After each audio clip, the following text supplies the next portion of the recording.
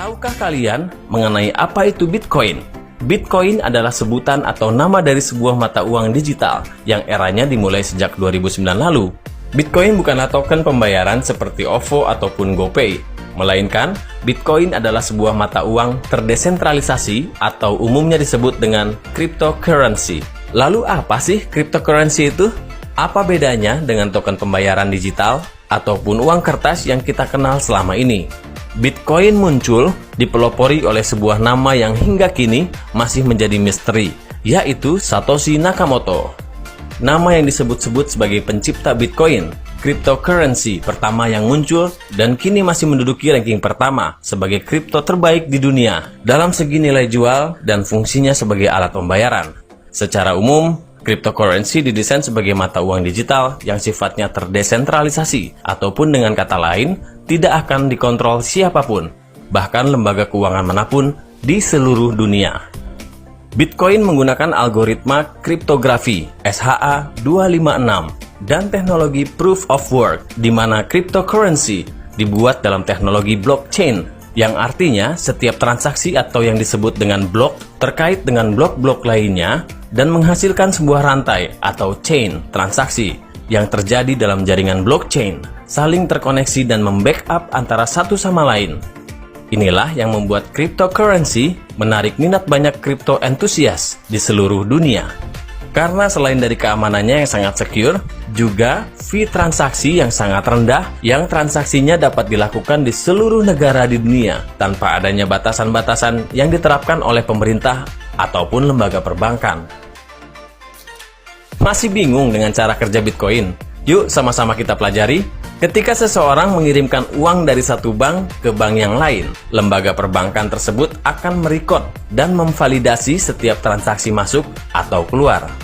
Sama halnya dengan Bitcoin, transaksi Bitcoin yang terjadi akan divalidasi oleh blockchain dan diteruskan ke wallet penerima. Bedanya, transaksi yang terjadi di dalam blockchain divalidasi melalui proses mining, yakni proses di mana rangkaian transaksi akan diproses dalam sebuah blok, dan dalam blok tersebut terjadi sebuah aktivitas di mana penambang atau yang disebut dengan miner saling berkompetisi untuk memecahkan blok tersebut untuk mendapatkan keuntungan, yakni block rewards. Disinilah para miner di seluruh dunia menggunakan perangkat keras atau hardware penambangan untuk melakukan validasi transaksi yang terjadi di dalam blockchain, yang kemudian setiap transaksinya akan tervalidasi dengan pelabelan hash dan terenkripsi. Pelabelan hash atau validasi inilah yang dinamakan dengan aktivitas Proof of Work atau teknologi yang dipakai oleh Bitcoin. Lalu, apakah semua koin dapat dikatakan cryptocurrency? Apakah kamu pernah ditawarkan untuk membeli sebuah koin baru yang katanya berpotensi menjadi cryptocurrency yang bernilai jual tinggi? Ups! Jangan mudah percaya. Kamu harus paham dulu syarat-syarat sebuah koin dikatakan sebagai kripto yang real. Mari kita bicarakan satu persatu. Syarat yang pertama, sebuah koin haruslah memiliki genesis block atau blok pertama yang diciptakan dalam sebuah blockchain, sebuah cryptocurrency. Dalam Bitcoin, blok ini tertulis dengan banyak 0 di awal karakter hash dan memiliki hash Melker root, yang berarti hash pertama yang dicatat dalam buku besar blockchain. Yang kedua, sebuah cryptocurrency harus memiliki sebuah wallet yang terintegrasikan dengan ekosistem blockchain, yang artinya seluruh transaksi akan tercatat dalam blockchain dan dapat dilihat melalui Explorer. Explorer adalah sebuah website yang berperan sebagai penampil bagi seluruh transaksi yang terjadi di dalam transaksi blockchain. Kesimpulannya, sebuah real coin haruslah memiliki sebuah explorer atau buku besar yang transparan dan dapat diakses siapapun. Yang ketiga, cryptocurrency haruslah dapat diperjualbelikan di market.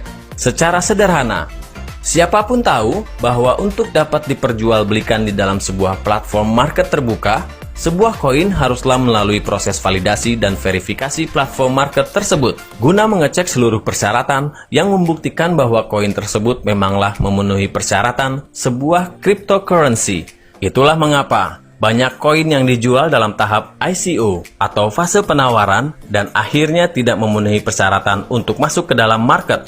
Karena sejatinya banyak sekali koin abal-abal yang dikemas dalam cryptocurrency, dan sebenarnya hanyalah token digital pembayaran biasa tanpa menganut asas sebuah cryptocurrency, yang akhirnya koin tersebut tidak pernah diterima oleh market manapun. Setelah membahas mengenai persyaratan sebuah cryptocurrency, pastinya kamu bertanya-tanya, apa yang sebenarnya membuat Bitcoin sangat digemari dan tersebar di seluruh dunia?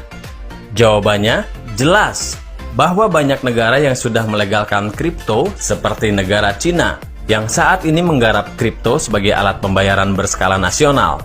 Bahkan Indonesia, yang saat ini telah melegalkan kripto sebagai komoditi aset digital yang sah untuk diperjualbelikan di Indonesia.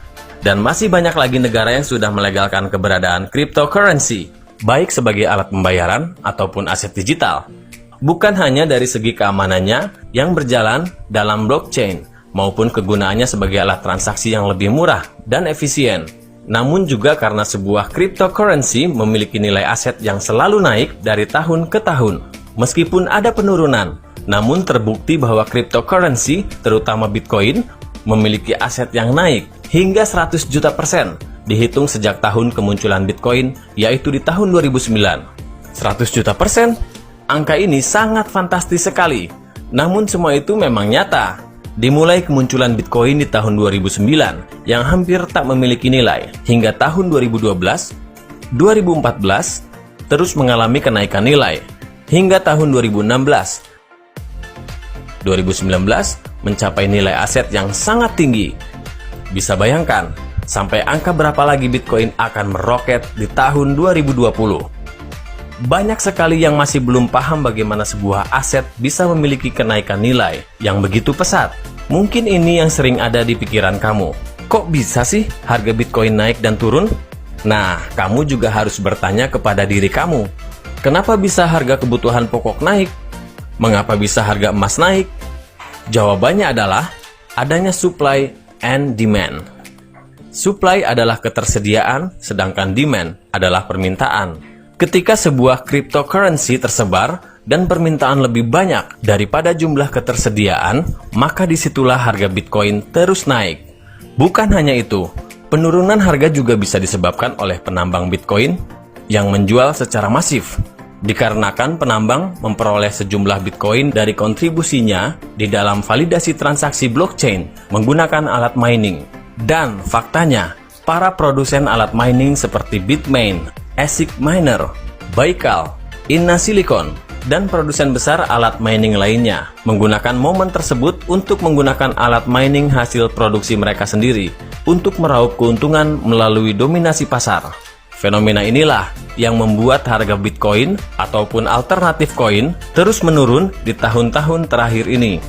Fenomena tersebut telah dilihat oleh banyak developer koin dan membuat banyak sekali perusahaan menengah yang meluncurkan kripto untuk tujuan jangka pendek, yang mana koin mereka akan terus menurun nilainya di saat telah diperjualbelikan di market global. Hanya perusahaan berkapital besarlah yang mampu mencetuskan ide dan merealisasikannya dengan menciptakan demand yang akan terus membeli koin mereka. Contohnya adalah koin Stellar yang memiliki mencetak demand dari proyek yang telah digarap, Binance Coin yang terus dipakai untuk transaksi dalam platform Binance, dan yang terbaru adalah Wincash Coin yang menciptakan demand dari partnership. Wincash Coin melahirkan sebuah tren baru, di mana Wincash Coin mencetak demand murni melalui sebuah sistem yang memungkinkan pemerataan supply koin dan agar tidak didominasi oleh orang-orang tertentu ataupun individu yang memiliki kapital besar. Sistem tersebut diciptakan sebagai sistem yang ketat dan fair, di mana Wincash Coin tersebar secara merata tanpa melalui tahapan penawaran awal atau yang biasa disebut ICO. Initial Coin Offering atau ICO biasa dikenalkan untuk menjual sebuah koin dengan harapan sebagai permodalan untuk project koin sebuah perusahaan. Pada tahapan ICO, biasanya koin tidak dapat diperjualbelikan secara bebas karena belum diperjualbelikan di dalam platform market global. Wincash Coin dari awal sudah menerapkan asas peer-to-peer, yang artinya koin dapat dipindah tangankan, dikirimkan tanpa ada batasan apapun. Wincash Coin telah terbukti sebagai sebuah cryptocurrency yang real dan diterima oleh pasar global. Dalam platform WCC atau Wincash Coin, kita dapat melihat bahwa developer Wincash Coin menargetkan demand melalui jaringan kerjasama atau yang sering disebut dengan partnership.